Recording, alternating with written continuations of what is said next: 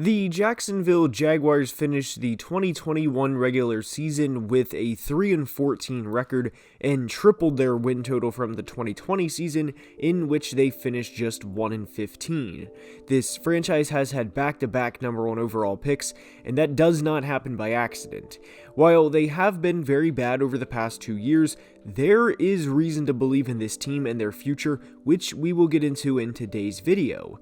Having said that, the expectations have to be realistic for a team rebuilding like this, as yes, they have Trevor Lawrence and the number one overall pick from this year in Trayvon Walker, but that does not mean they're going to be an 8 or 9 win team this year on the verge of sneaking into the playoffs. And we will break everything down regarding the 2022 Jags and take a little sneak peek into their future in today's video, and without further ado, let's begin. And when discussing the 2022 Jags and their future, the first thing we are going to discuss is quarterback Trevor Lawrence. Trevor was the best quarterback prospect since Andrew Luck and did not have a good rookie season, and that would be putting it mildly.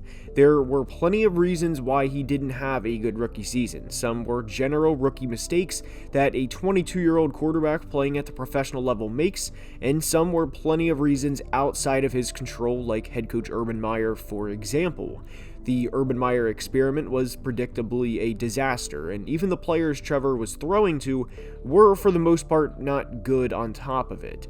There's a reason Laviska Shenault, a player who finished second on the team in targets last year with 100, is now off the roster, and the same can be said for Laquan Treadwell, who finished third on the team in targets with 51. This was truly a nightmare of a season for Trevor in year one. However, there were some positives, like the game against the Bengals on Thursday night in Week 4, and like Week 18 against the Colts. And perhaps the best thing the Jags did all offseason was bring in Doug Peterson to coach this team. And not only is Doug a good head coach, but he is an offensive-minded coach, and to me, that was critical for Trevor's development, which was bringing in a good offensive-minded coach. I do believe Doug is a good coach, but the important thing to remember here with the Jags is this isn't a team that missed the playoffs by a field goal or because of one defensive stop that they didn't make last year. This is a team that had 10 double-digit losses in 2021 out of 14, and a team that is 4-29 over the past 2 years. The main concept of this offseason was to get better coaching, which they successfully accomplished across the board, and to get better players from Week 18 of 2021 to Week 1 of 2022, which they also successfully did. And the move they made this offseason that was scrutinized beyond measure, initially at least, was the Christian Kirk free agent signing. And even when it happened, I wasn't jumping up and down saying how bad of a move this was or anything crazy like that.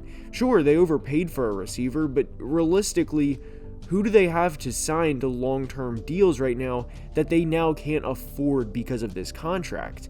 The answer is no one at the moment, and yes, Josh Allen will get compensated, and rightfully so, but you can have more than one high-dollar player on your team in the NFL. And remember, Trevor Lawrence needed better weapons to throw to, and Christian Kirk, while he's not a Jamar Chase or Cooper Kupp, he is by every metric a better weapon for Trevor to throw to than what he had in year one. And I don't think this will come as a surprise to anyone, but I don't think the Jags are going to make the playoffs in 2022. The AFC is insanely loaded, and this team will have a couple of games this year where they get beat by double digits. It's going to happen. But in 2022, the main takeaways for the Jags are how well Doug Peterson calls plays to Trevor's strengths, how to avoid Trevor throwing interceptions like he did last year, in which he led the league with 17, and how we can get Trevor to effectively utilize both James Robinson and Travis Etienne out of the backfield, because the Jags have one of the better backfields in all of the NFL. And taking a quick glance at the Jags' 2022 schedule, and again, I do think this team will finish with considerably more losses than wins, but remember, for the teams they play, like the Chargers for example, who are expected to take a big step this year, and to walk over teams like the Jags because they're on to big and better things, you don't want to let them hang around. And even for as low as it got for Jacksonville in 2021 at times, They beat three formidable opponents in the Bills, who were arguably a coin flip away from going to the Super Bowl, or to at least have a shot of going to the Super Bowl, the Colts, who finished with a winning record, and the Dolphins, who also finished with a winning record. I do think at best this team is 2-3 through 5 games, with, in this scenario, wins over the Commanders and Texans, as I don't think they will go into SoFi or the Link and beat the Chargers or Eagles. Again, they could also be 1-4 or 0-5, but the Jags have not just one, but a couple of pieces on defense that could prove to be very good over the next few years, and if everything goes right in their development, it could be similar, though not exact, but similar to a Jacksonville 2.0. Remember, while the main thing for the 2022 Jags is to help Trevor Lawrence develop, he's not the only young player on this team who will gradually get better over the course of the season. There was a lot of criticism over the Trayvon Walker selection, and while I don't think it was the best route they could have went at number 1 overall, it happened, and here is the best case scenario. Remember, Trayvon is an athletic freak and is a good run defender. The only reason why I somewhat like the Jags, and only the Jags making this selection of Trayvon at 1, is look at the running backs in their division. While Derrick Henry's career, or at least the prime of it, is pushing more towards the end than the beginning as he is 28 years old, he's still a problem and has caused the Jags countless problems in the past. He had over 900 rushing yards in 8 games last year, and there was a chance he was going for back-to-back 2,000-yard seasons had he stayed healthy. Adding in Trayvon Walker obviously won't eliminate Derrick Henry, but in a sense in the NFL, you draft a lot of the time to beat your division, and if you're at the top of your division, you usually draft to beat the other teams at the top of their divisions.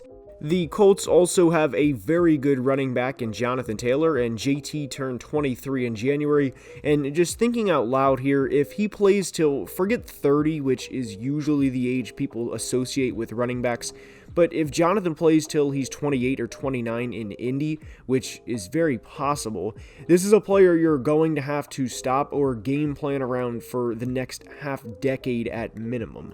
And Jonathan went for over 1,800 yards and 18 touchdowns at just 22 years old. And in the final game of the 2020 regular season, he ran for over 250 yards against the same Jacksonville team. So while I would have preferred Hutch over Trayvon, this is at least the justification or the mindset that I think the Jags had walking into the draft. They also had one of my favorite picks in the 2022 draft out of any of the teams, and that was linebacker Devin Lloyd, who they traded up for from the top of the second round. Lloyd, to me, has the talent of a future Pro Bowler, and if you have a defense with playmakers at all 3 levels, with Josh Allen, Trayvon Walker, Devin Lloyd, and a second-year corner who I like very much in Tyson Campbell, this is a start to building a good defense in Jacksonville. They also added guard Brandon Scherf from Washington this year and linebacker Foyesade Oluokun from Atlanta, who quietly led the NFL in tackles last year. Again, the Jags don't have the premier players, and that's fine, as this is a rebuild. There are teams that retool to get back to the top, but the Jags this year are not one of them. And I do want to go back to their schedule for a minute, where they have a considerably tough 7-game span that starts in Week 8, which starts with playing 3 AFC West teams. Sandwiched between this 7-game stretch is a bye week, but that 4-game span of the Broncos, Raiders, Chiefs, and Ravens is something I'm going to be paying close attention to, because if the Jags come out feisty, and especially in those home games, aka the same stadium where Josh Allen and the Bills only put up 6 points last year, anything is possible. And the Jags roster from last year to this year overall is much improved. They also don't have 2 major distractions in a former national champion head coach and a quarterback turned tight end who everyone knew was going to get cut at some point, that of course being Tim Tebow. So naturally things are going to get better for Jacksonville over the course of the 2022 season, really by default. The record probably won't change all that much this year, as I do think in games like at the Chargers and at the Chiefs, their rosters are flat out better than what the Jags roster is from top to bottom, and more often than not, especially on the road, bad teams lose. but I do think Trevor Lawrence throws for over 25 touchdowns this year, which would more than double what he had in his rookie year, and also notches his first 4,000-yard passing season, as he had over 3,600 last year in what will probably, at least I'd hope to be, the worst statistical season of Trevor's career. I think we're looking at 5 to 7 wins for the Jags in 2022, but the biggest thing is when they lose, because they're going to lose games, as everyone is going to lose games. How do the Jags look in those said losses? Are they getting beat 50-10 by the Patriots, where Trevor throws a pick 6 and they get beat by 5 scores, or are they losing 24-21 to a team like the Bengals, who eventually went to the Super Bowl? That's what I'm going to be paying attention to for the Jags in 2022. I like the pieces they have, and it's going to take some time. And with that being said, that's all I have for today's video. I hope you enjoyed. If you did, now is the time I ask you to please leave a like and subscribe to the channel, as it would mean the world and help a lot with the YouTube algorithm. And until next time, as always, please be safe and have a great day. Love you guys.